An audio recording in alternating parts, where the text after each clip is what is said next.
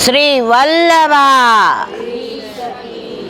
ગિરિરાજ શ્યામ સુંદર શ્રી યમને મહારાણી શ્રી ગુસાઈજી પરમ દયાળ કી શ્રી ગોકુલ નાથ કી જય દાવ દયાળ કી જય શ્રી નવનીત પ્રિયા લાલ કી જય અપને માથે બિરાજતા સેવ્ય સ્વરૂપ કી જય બધાય વૈષ્ણવને જાજા કરીને જય શ્રી કૃષ્ણ જય ગૌ માતા કી ગૌ માતા કી ગૌ માતા કી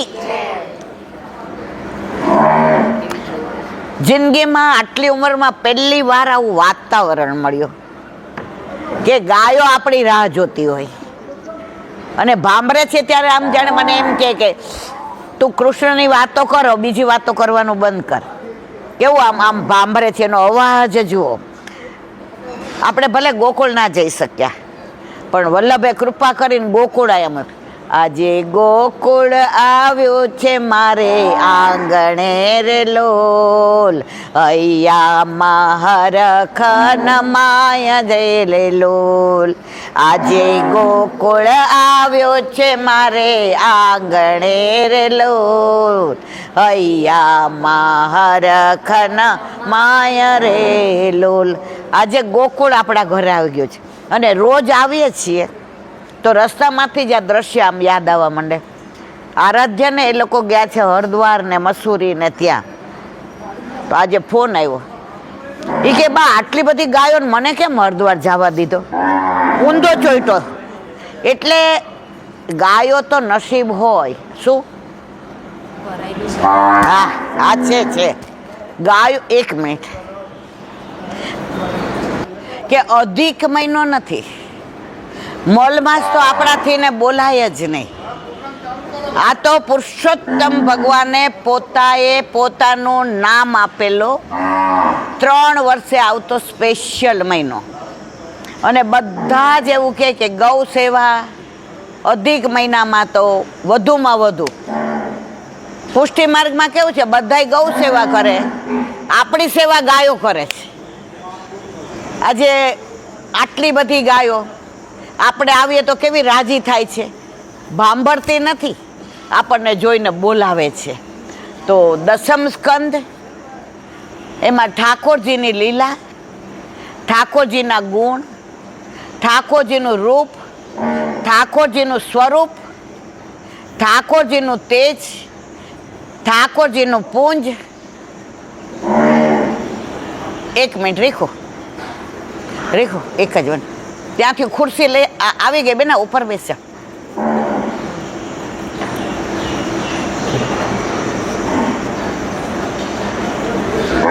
તો દસમ સ્કંદનું પાન ભાગવત જીવવાનું શીખવે છે, ભાગવત સંબંધોને સાચવે છે, ભાગવત સમાજમાં કેમ રહેવું, કુટુંબમાં કેમ રહેવું, વૈષ્ણવ સાથે કેમ રહેવું, વ્યવહારમાં કેમ રહેવું.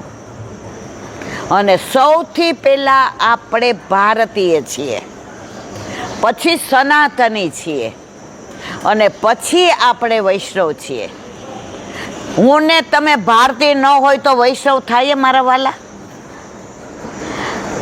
આપણે કેવા દેશમાં જન્મ આપ્યો પ્રભુએ, જ્યાં કૃષ્ણ પ્રગટ થયા છે, જ્યાં રામચંદ્રજી પ્રગટ થયા છે, જ્યાં શિવાજી, જ્યાં અહલ્યાબાઈ તો કેવા હતા? આ ગાયની વાત નીકળી એટલે મને એનો પ્રસંગ યાદ આવ્યો. અહલ્યાબાઈ રથમાં જતા હતા, વરલીલા પહોંચી ગયા હતા. તમે ઇન્દોર જાઓ ને, એ મહેલમાં જવા જેવું છે. આમાં ઉજ્જૈન ગયા છો કોઈ? ઉજ્જૈન પછી ઇન્દોર ગયા છે. આ અહલ્યાબાઈના પેલામાં એકવાર જોવા જેવું છે. તો એ અહલ્યાબાઈ જતા હતા ધર્મસભામાં અને એનો રથ ચાલીને જતો હતો. તો આગળ ખૂબ માણસો ભેગા થયા હતા. એટલે એણે પૂછ્યું કે ભાઈ શું થયું છે?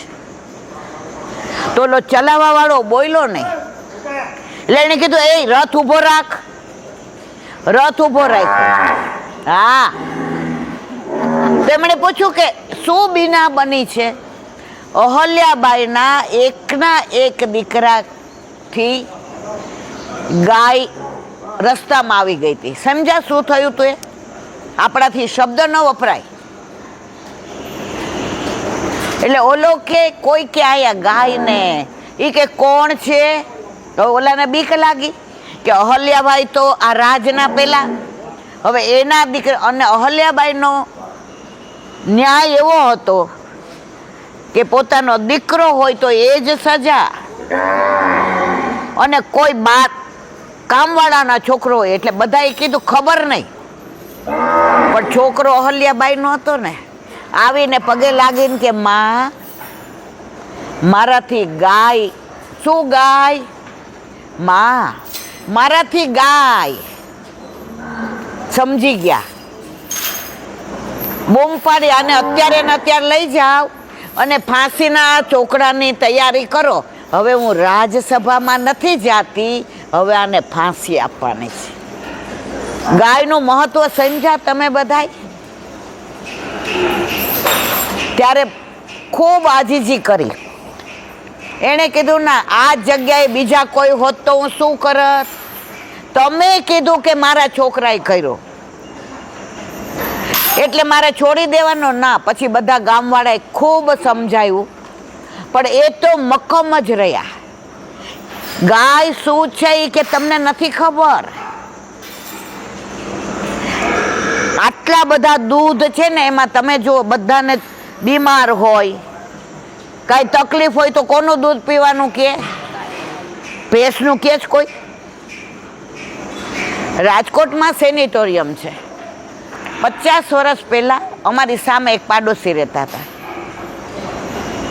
એના ભાણિયાનું નામ જીવનભાઈ. એને ખેરોગ લાગુ પડ્યો. ખેરોગ એટલે શું ખબર છે ને? ક્ષય. હવે તો નાબૂદ થઈ ગયો છે. આ તો 60. ત્યારે અમે 10-12 વર્ષના છું.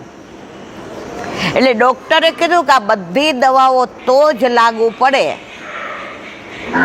સવારે ને સાંજે તાજું ગાયનું ફીણ હોતું દૂધ આ દવા હારે દ્યો તો લાગુ પડે. હવે એ જેના ઘરે ઉતર્યા હતા એટલું બધું દૂર હતું, તો સેનેટોરિયમની સામે આવી રીતે ગૌશાળા હતી, અને ત્યાં જઈને પૂછી આવ્યા. ત્યારે ઓલાએ કહ્યું કે મારે પૈસા નથી જોતા, ભાઈને હાજા થતા હોય તો. તમે માનશો ને, 3 મહિનામાં આ ગાયનું દૂધ એકલું જ નહીં, દાળ ભાત રોટલી શાક ચા ફ્રૂટ કશું જ નહીં. એને ભૂખ લાગે એટલી વાર ગાયનું દૂધ, અને ખેરોગ મટી ગયો. ખે એટલે ક્ષય. તમે જો યજ્ઞમાં હવનમાં શેનું દૂધ જોઈએ? ગવ્ય સોનું જોઈએ? છાણ કોનું જોઈએ? ગૌમૂત્ર કોનું જોઈએ? પહેલા તો ટાઈમમાં થતા ને, ચોથો દિવસ હોય ને સૌરાષ્ટ્રમાં, તો છાણથી ને પોતું મારવાનું હતું ને આપણામાં એવું નિશા. અને પછી હા, અને પછી વાસણમાં અગ્નિ નાખવાનો, અને આખા ઘરમાં ગૌમૂત્ર છાંટે. તો ગાયનું જે મહત્વ છે અત્યારે આપણે બધાએ પૈસાથી મૂલવી લીધું છે કે ગાયનું દૂધ મોંઘું મળે, આમ તેમ. ગાયનું દૂધ અમૂલ્ય છે. તો આ દસમ સ્કંદની જે લીલા છે એમાં પ્રભુ વધુમાં વધુ પ્રેમ ગાયને કરે છે. ગાય માટે પગમાં જોડા ન પહેર્યા, ગાય માટે એક હાથે ગિરાજ ધારણ કર્યો, ગાય માટે થઈને પોતે ગોવાળ બન્યા. તો પ્રભુના જીવનમાં ગાયનું જે મહત્વ છે, તો જ્યારથી ને ભાગવતને સમજતી થઈ, ભાગવતને વાંચતી થઈ, ભાગવત દ્વારા ભગવાનની નજીક ગઈ, ત્યારથી મનમાં એક મનોરથ હતો કે દસમ સ્કંદ ઠાકોરજીની બાળ લીલા, માખણ ચોરી લીલા, હોરી લીલા, ચોરી લીલા, પ્રેમ લીલા, રસ લીલા, રાસ લીલા, પનિહારી લીલા, દાન લીલા, રાસ લીલા, આ બધી વાતો ગાયોને મારે કેવી છે. તો પ્રભુએ અધિક મહિનામાં મનોરથ પૂરો કર્યો. અને તમે બધા ક્યાં ક્યાંથી આવો છો મને ખબર છે. આ છેક મોઢેરાથી આવે છે. કલાક જાતા થાય ને કલાક આવતા થાય. ઓલી છોકરી ત્યાંથી આવે, આ સેલાથી આવે છે. આ વસ્ત્ર મારે કહેવાનો આશય છે મારા વાલા, તમારા અંતરને દસમ સ્કંદ સાંભળવો હતો ને એટલે ઓલું અંતર ઓછું થઈ ગયું. સમજાય મારી વાત? આ અંતરને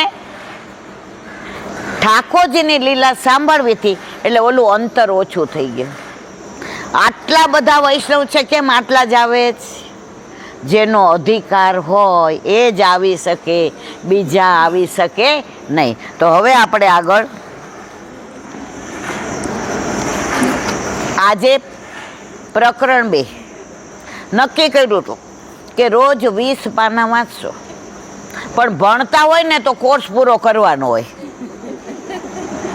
ખરું ખોટું મારવાલા? આ ભણવું નથી, આમાં ગણવું નથી, આમાં પ્રભુની લીલામાં રમણ કરવું છે, પ્રભુ સાથે રમવું છે.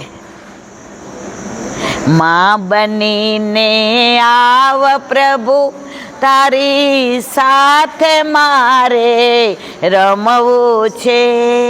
થયા એકઠા ખૂબ આંસુઓ, તારી પાસે રમવું છે. માં કોણ? જો એક તો ભારત મૈયા, આપણે શું બોલીએ? ભારત માતા કી વંદે. પછી યમુના મૈયા, પછી યશોદા મૈયા. અને આપણી માને થોડી ભૂલાય. આપણી માં આપણને ભૂતલ પર ના લાવી હોત તો આપણે બધા અહીંયા બેઠા હોત. માનો કોઈ પર્યાય જ નથી. માં તે માં, બીજા બધા વગડાના વા. માં વિના સૂનો સંસાર. પેલા મનોજે સરસ હમણાં એક વાત કરી હતી, એ કે અમારે સવારમાં કાંઈ ખોવાઈ ગયું હોય ને, દાદાની લાકડી ખોવાઈ ગઈ હોય, મારી પેન ખોવાઈ ગઈ હોય, બેનની ચૂંદડી ખોવાઈ ગઈ હોય, ભાઈનો કંપાસ ખોવાઈ ગયો હોય, પપ્પાની પેન્સિલ ખોવાઈ ગઈ હોય, અમે બધા દોડા, મારું આ નથી મળતું, આ નથી મળતું, આ નથી મળતું. માં બધાને ગોતી ના આપે, પણ માં પોતાના દુઃખને એવી રીતે ખોઈ નાખે છે કે માનું દુઃખ એ ક્યાં મૂકી દે છે ને છુપાવીની ખબર નથી પડતી. આપણે નાના હતા ને, આપણને શાક ભાવતું હોય અને ઓછું હોય તો આપણી બા શું કહે? આ શાક આમાં પડ્યું જ નાખી દેવું પડશે બટા, મન નથી ભાવતું, મન તો અહીંયા રથાણું જ ભાવે, લઈ લે ને. ત્યારે આપણને ખબર પડતી હતી કે માં આપણા માટે થઈને એમ આપણે પણ આપણા છોકરાઓને. અને જ્યારે છોકરાઓ વૃદ્ધાશ્રમમાં મૂકવા જાય છે ને, ત્યારે બધાની આંતરડી કકડે છે. ઘણા વૃદ્ધાશ્રમમાં નથી મૂકતા, પણ ઘરમાં એના પડતા પણ ખરાબ રીતે, પણ એ ભૂલી જાય છે કે એકવાર એ પણ વૃદ્ધ બનવાના જ છે. તો હવે માની વાત આગળ. રાજા પરીક્ષિતના પ્રશ્નો. ગંગા કિનારે મુક્ત એવા સુખદેવજી બિરાજે છે, સામે મુમુક્ષુ રાજા પરીક્ષિત બેઠા છે. મુક્ત અને મુમુક્ષુની ચર્ચા સાધારણ લોકો જેવી ન હોય. બે વૈષ્ણવ મળે ને તો એ લૌકિક વાતો ન કરો. અત્યારે એ વાત નથી, અત્યારે તો લૌકિક જ કરતા હોય. આપણે કેવું પડે, છોડો ને યાર. હું ને તમે ક્યારે જવાના નક્કી નથી, તો જેટલો સમય મળે ને મારા વાલા. હિન્દી પિક્ચરનું એક ગીત છે, જબ તક ફુરસત દે જમાના ક્યું ન કરે હમ પ્યાર કી બાતે. આ પ્યારની વાત નથી. જેટલો સમય મળે. એક રાજા હતો, હવે એટલું સરસ રાજ ચલાવે, કરવેરા કે કાંઈ ન લે, હાથે કાંતે. કાંતવાનું ખબર પડે ને, પહેલાં કાંતવાનું હતું. અત્યારના છોકરાઓ તો આમ જોવા જાય ગાંધી આશ્રમ, ઓહો વોટ ઇઝ ધીસ, પછી ઓલા કે રેટિયો, પૂણી, તકલી હતું ને આપણા વખત. અમાર તો વિષય સબ્જેક્ટ એ હતો.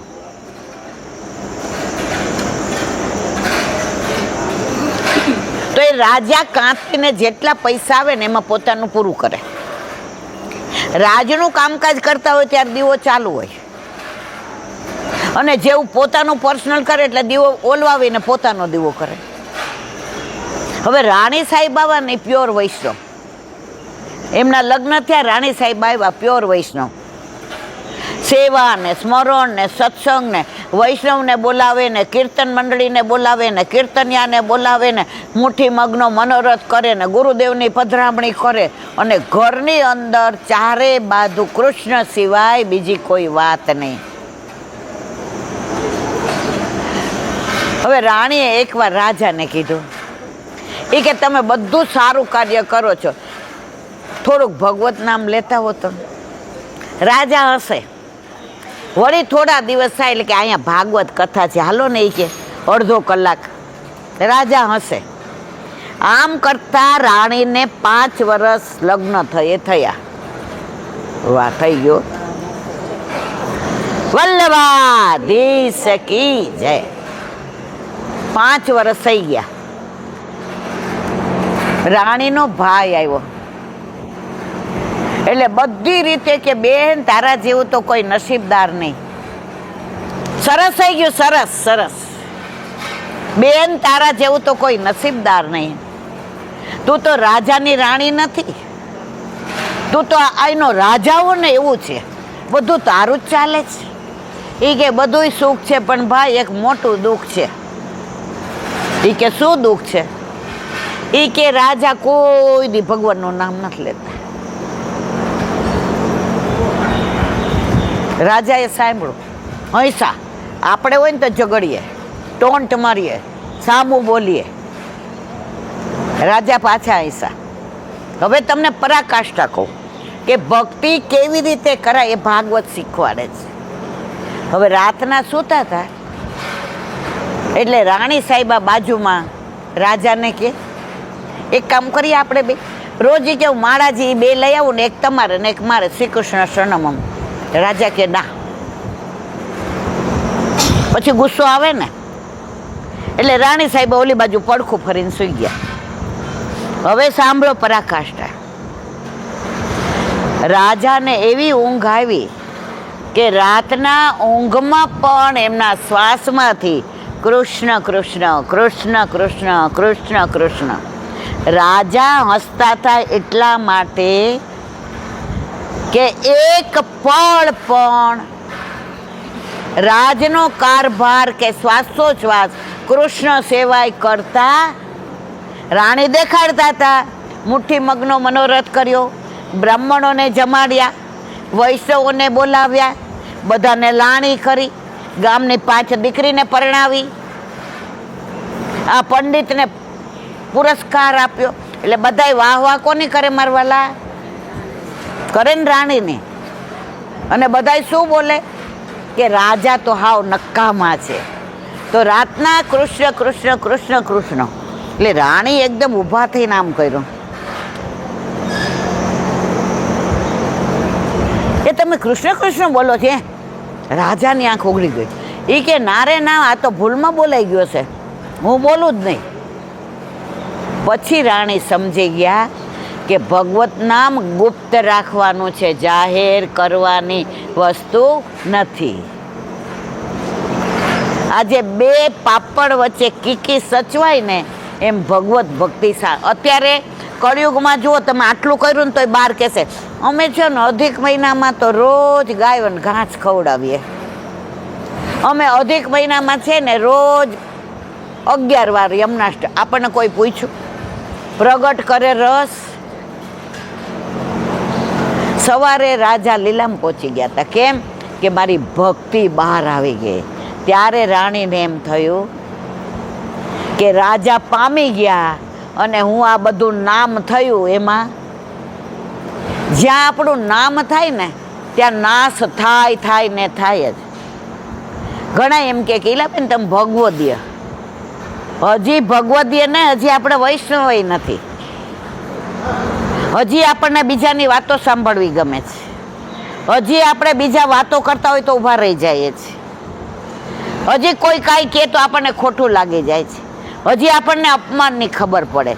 આ બધાથી પર થઈ જશો ને ત્યારે ભક્તિ ફલિત થશે. તો અહીંયા શું કે છે કે સુખદેવજીને પરીક્ષિતની વાતો કેવી છે? ઠાકોરજી સંબંધી છે. મુક્ત અને મુમુક્ષુની ચર્ચા સાધારણ લોકો જેવી ન હોય, તે અસાધારણ હોય. મુમુક્ષુ પરીક્ષિત શ્રી ભાગવતની કથા 9મા સ્કંદ સુધી સાંભળતા અધિકારી બન્યા. 9મા સ્કંદ સુધીની કથાના શ્રવણથી પરીક્ષિતના અંતમકરણમાં નવધા ભક્તિ સિદ્ધ થઈ. હવે 10મા સ્કંદમાં પ્રેમ લક્ષણા ભક્તિની જાગૃતિ કરવા માટે તેઓ શુક મુનિને કેટલાક પ્રશ્ન પૂછે છે. માટે 9મ પછીનો 10મ સ્કંદ છે, જેમાં કૃષ્ણ કથાનું નિરૂપણ છે.